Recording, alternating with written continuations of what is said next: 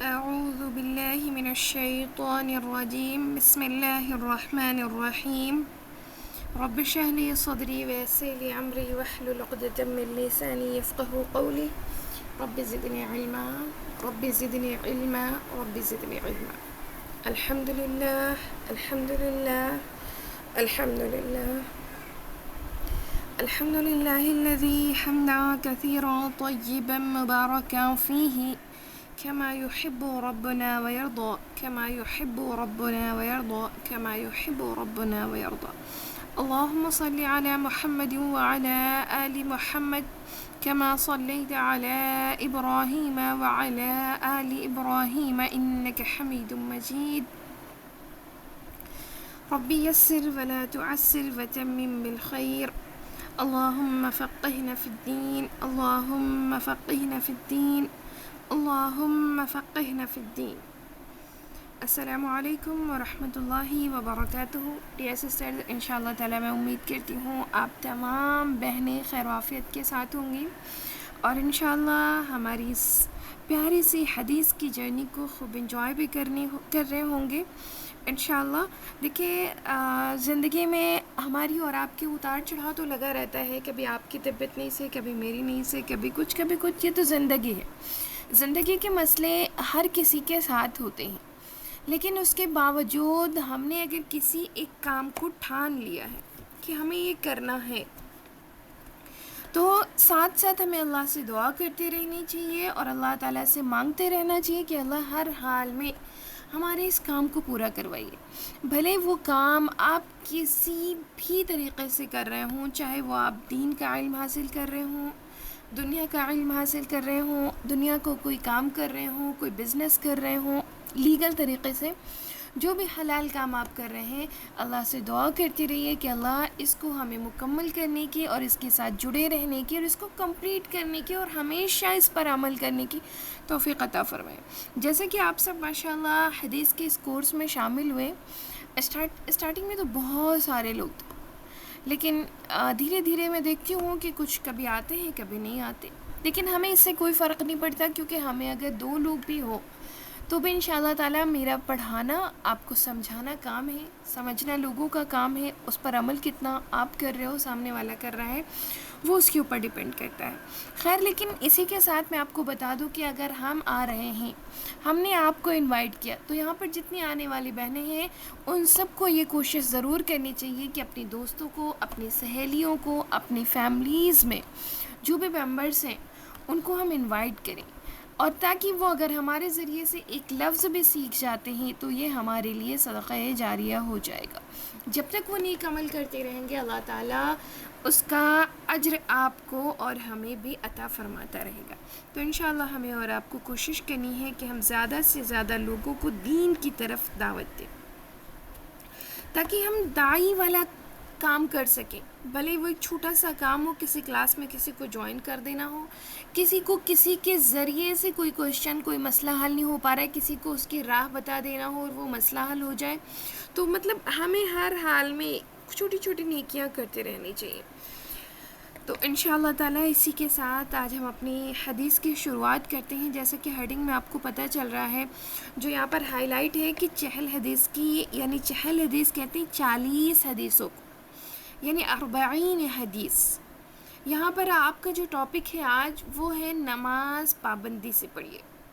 یہ کون فرما رہا ہے، کیوں فرمایا جا رہا ہے، وہ انشاءاللہ تعالیٰ ہم آج دیکھیں گے.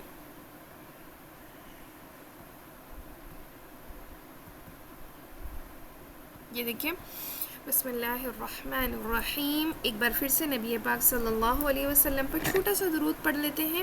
صلی اللہ علی النبی الامی صلی اللہ علیہ وسلم.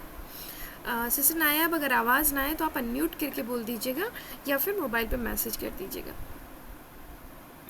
دیکھیے، بسم اللہ الرحمن الرحیم. کیا ہے ٹاپک؟ نماز کو پابندی سے پڑھیے.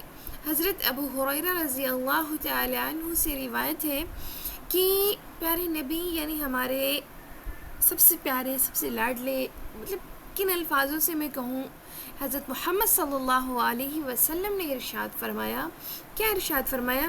ان اول ما يحاسب به العبد بصلاته فإن صلحت فقد أفلح وأنجح وإن فسدت فقد خاب وخسر إن أول ما يحاسب به العبد بصلاته فإن صلحت فقد أفلح وأنجح وإن فسدت فقد خاب وخسر.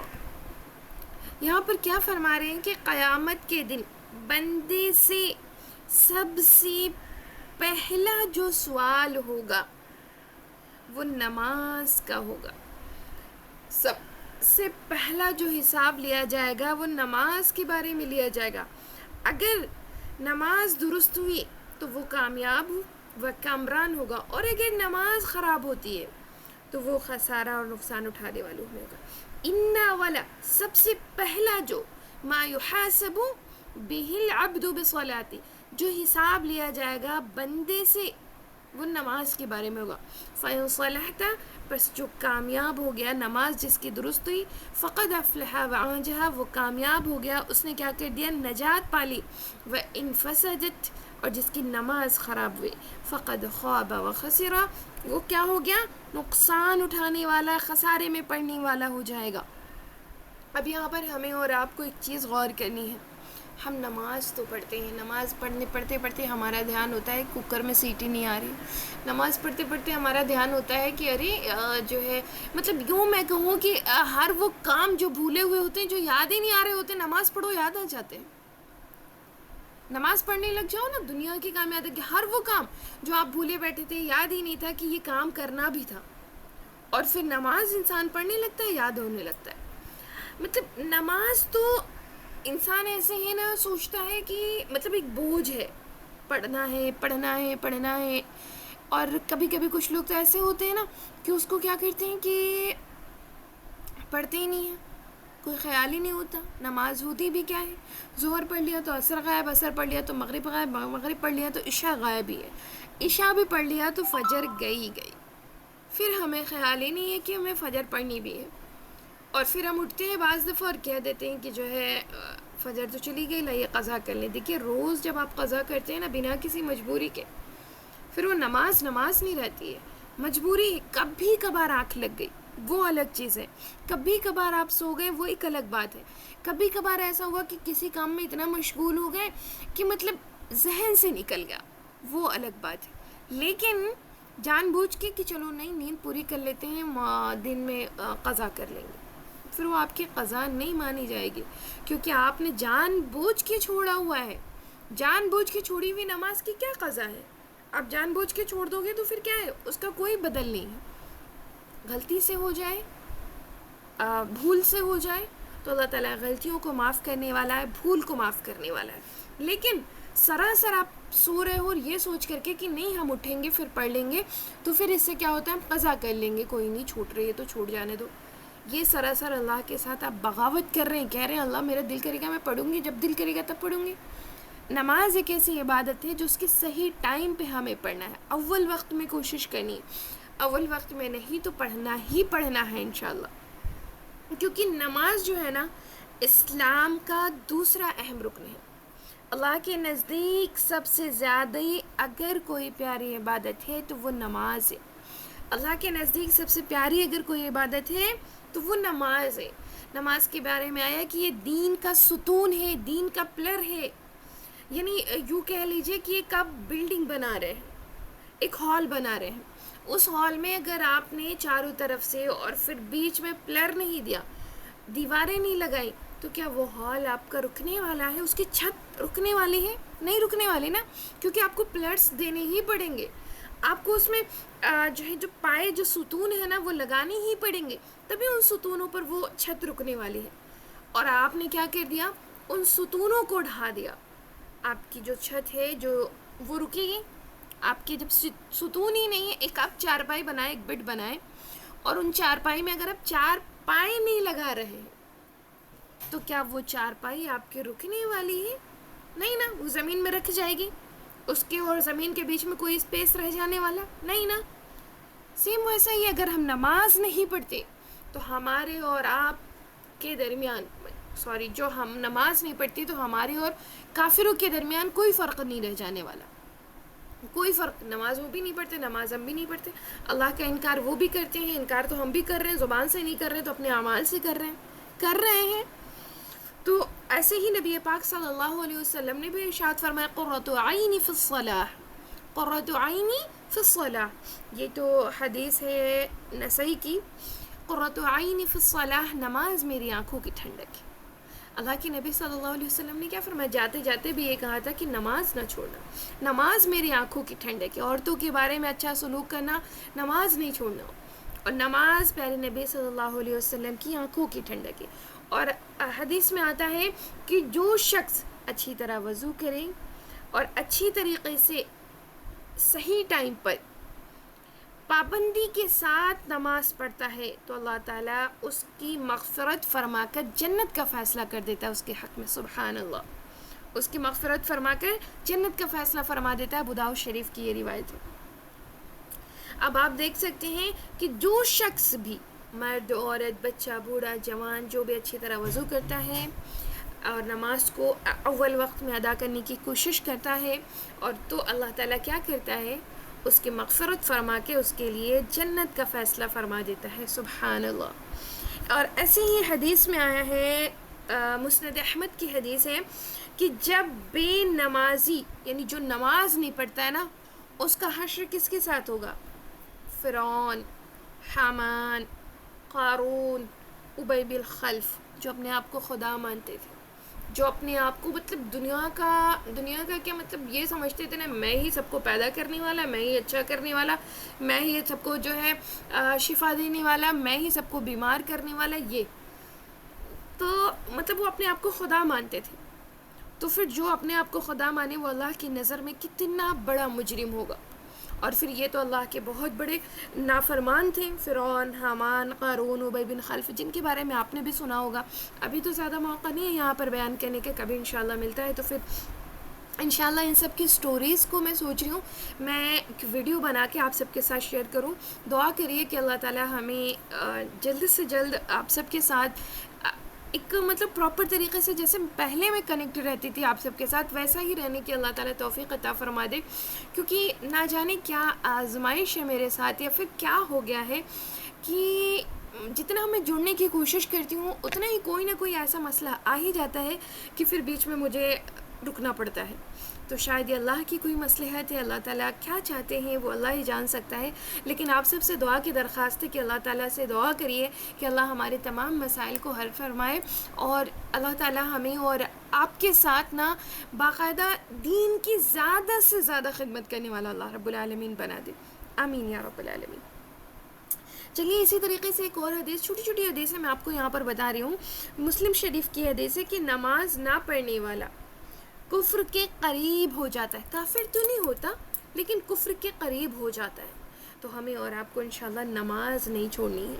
نماز اتنی اہم ترین عبادت ہے، اور اس کو ہمیں اور آپ کو پابندی کے ساتھ، اہتمام کے ساتھ نماز ادا کرنا چاہیے. مہمان آئے گھر میں، فون ہو، کام ہو، کوئی فنکشن ہو، کوئی بھی چیز ہو، ہر حال میں ہمیں نماز ادا کرنی ہے، نماز نہیں چھوڑنا. اس میں سستی اور کاہلی جو ہوتی ہے نا، اور سستی اور کاہلی کی وجہ سے ہم جو نماز چھوڑ دیتے ہیں، دین اور دنیا دونوں جگہ کا ہم نقصان کر رہے ہوتے ہیں. نماز اپنے وقت پر ہمیں ادا کرنی ہے انشاءاللہ. کیونکہ سستی اور کاہلی جو ہوتی ہے نا، وہ منافق کی علامت ہے. جو کیا ہے، منافق لوگ کیسے تھے؟ اللہ کے نبی صلی اللہ علیہ وسلم کے پاس آتے تھے اور کہتے تھے اللہ کے نبی صلی اللہ علیہ وسلم ہم تو آپ پر ایمان لائے، ہم آپ کے ہی ہیں. اور پھر مشرکوں کے پاس جاتے تھے اور کہتے تھے ارے ہم تو ان کے پاس جاتے ان کو بہلانے کے لیے، ہم آپ کے ساتھ ہیں. تو وہ کیا کرتے تھے؟ ادھر کی بات لے جا کے ادھر کرتے، ادھر کی بات ادھر تو نہیں بتاتے تھے لیکن ادھر ہی ملے رہتے تھے. ان کے دل میں منافقت تھی. تو یہ منافقوں کی علامت ہے سستی اور کاہلی.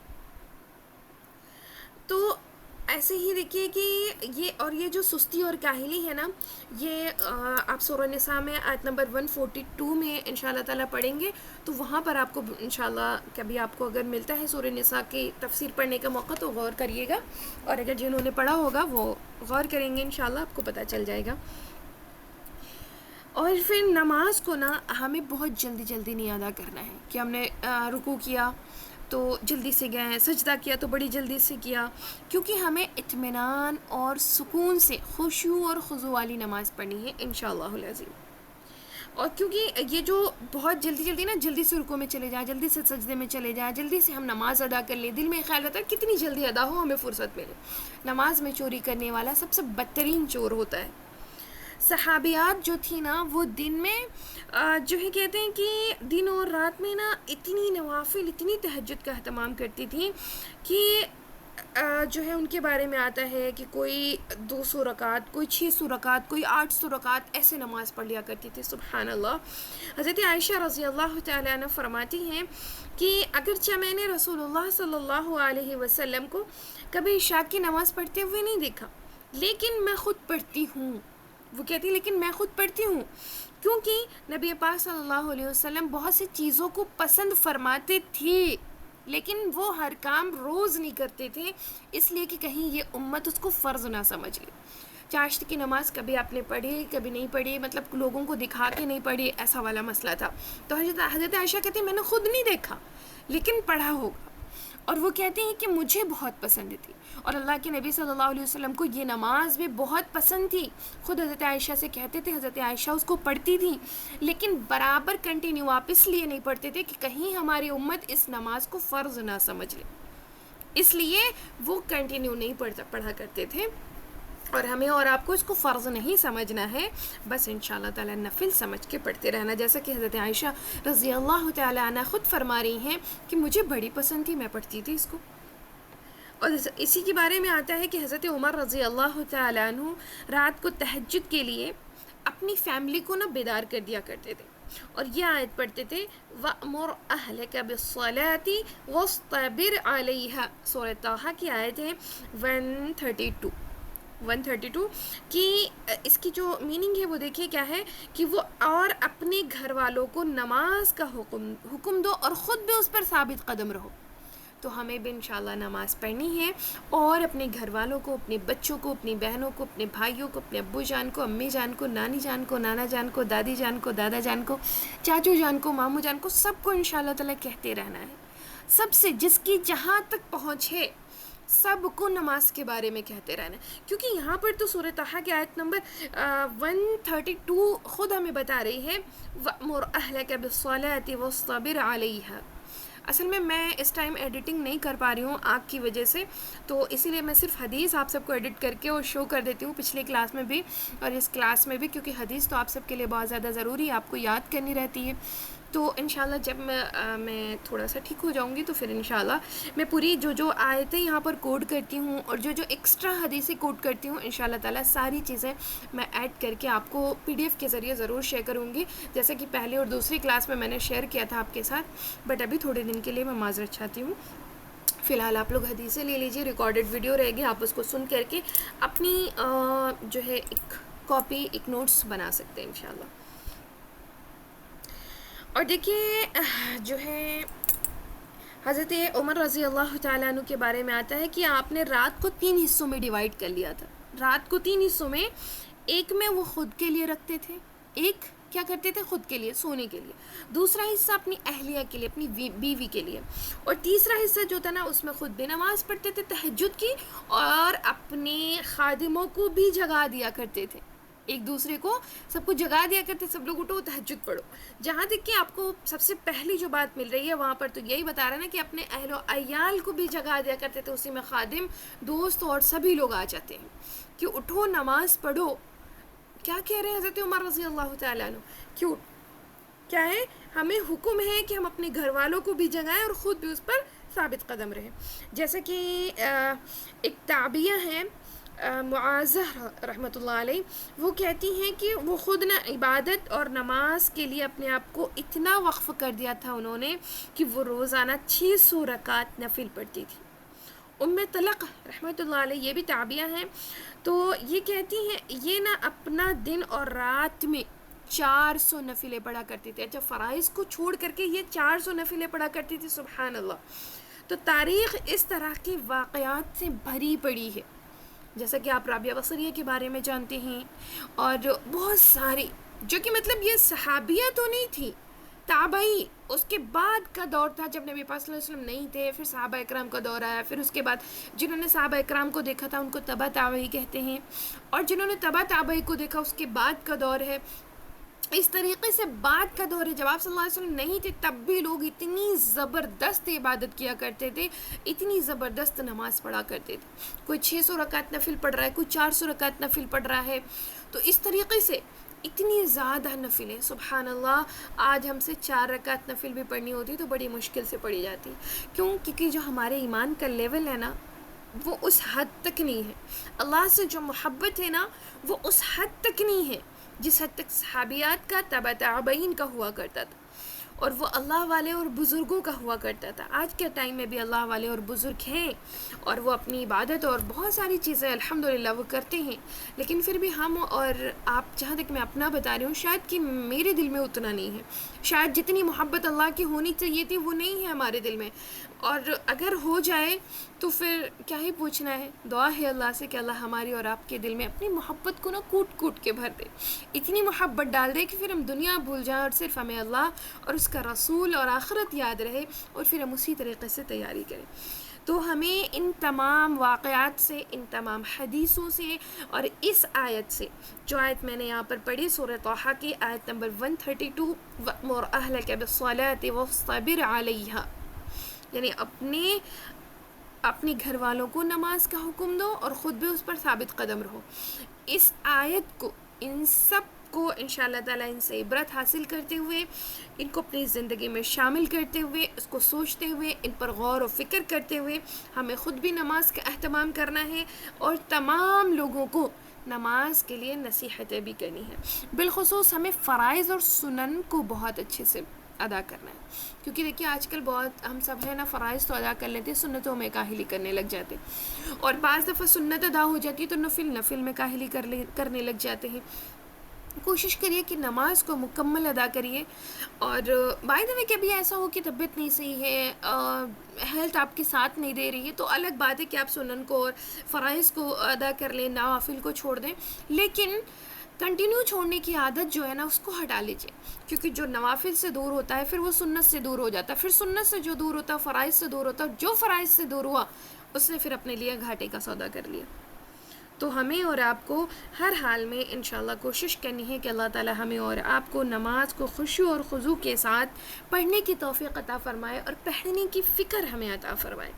ظاہری لحاظ سے اللہ تعالی ہمیں اور آپ کو تمام سنتوں پر عمل کرنے کی توفیق عطا فرمائے، اور اپنے دل کو اللہ تعالیٰ اپنی طرف موڑ دے۔